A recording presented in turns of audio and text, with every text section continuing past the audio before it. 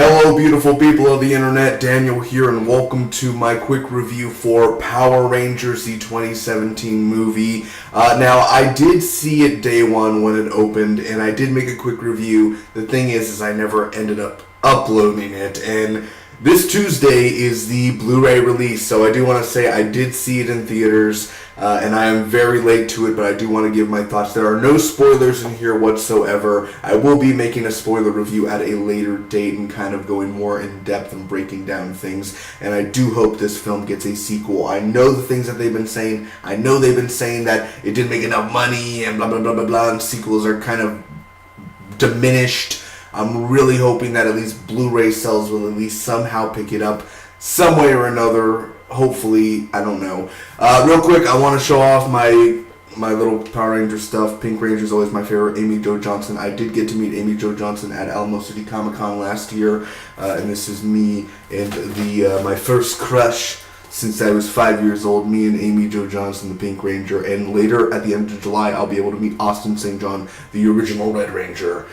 So I'm very excited for that. And Amy Jo Johnson, she's the best. She's the best Ranger in life ever. She's amazing. She's beautiful. All right, now the Power Rangers 2017 movie. We're gonna do this quick. I'm gonna tell you stuff that I liked about it and stuff that I didn't. Worth watching? Yes. Was it worth watching in theaters? Yes. It's a very enjoyable film, and it's scary at first because you think and you hear all this bad stuff. They're not advertising it that much. You think it's going to end up being bad. You think it's going to be the Fantastic Four of 2017, but it's not because it was handled very well. Cinematography-wise, the way the action, the scale of it. Goldar, I like the take on Goldar. I wish he would have at least talked and had some menacing, some sort of Goldar feel to it. But really, let's go down with this.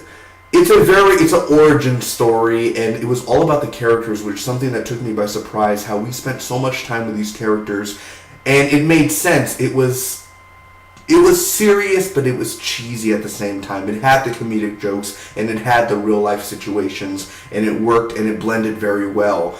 Alpha 5, Bill Hader, very enjoyable. I loved the part where he ends up doing, he's fighting a clone of one of the putties, and he's like, Power Rangers!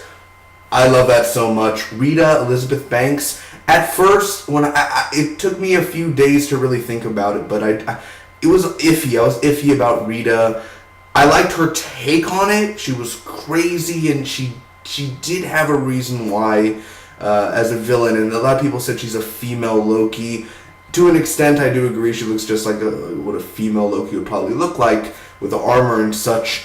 But after a while, I kind of just thought Elizabeth Banks was pretty freaking crazy, and the way that she ended up taking on the role, so I have to say that is really a plus. Because Rita was interesting. Definitely the way that she handled things in this film. Billy is one of my favorite characters in here. I think all of them handle their characters' parts respectably, and I honestly did enjoy the chemistry between them by the end of the film. The suits are awesome. The action was really cool. The ending battle scene I felt could have at least handled differently in certain aspects, some things, but that's just little minor problems here and there. It doesn't ruin the overall arc of the film. I did, as a Power Rangers fan, I grew up with the original Mighty Morphin Power Rangers. I'm a huge fan. I love it. And seeing it on the big screen finally in today's technology and in today's world updated version, it's very interesting and satisfying and weird, but it totally works. And I really want to see a sequel to this awesome film. It's not a great film, but it's one of the most enjoyable, entertaining films out of this year from beginning to end. Yes, there are a few slow scenes, but it was worth it because, again, it's all about the characters. Bryan Cranston as Zordon, even the way I just thought they would do Zordon as the original way it was, but him coming out of the walls and the effects of it, it really is cool. And I'm very happy the way that they ended up doing stuff and changing it up and not just going the same old route, whichever we go with it. So anyway, I don't have many problems with that. I think the only things I wrote, there were some plot holes in there. Goldar, again, was a little shaky.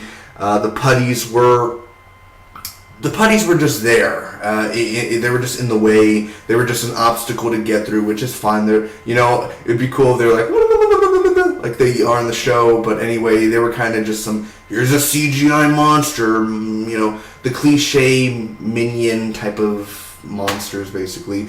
And also there is a slow burn. It's a little too long at times, again. But overall, when you look at it, it was about the main characters and their journey and becoming heroes and becoming the Power Rangers by the film.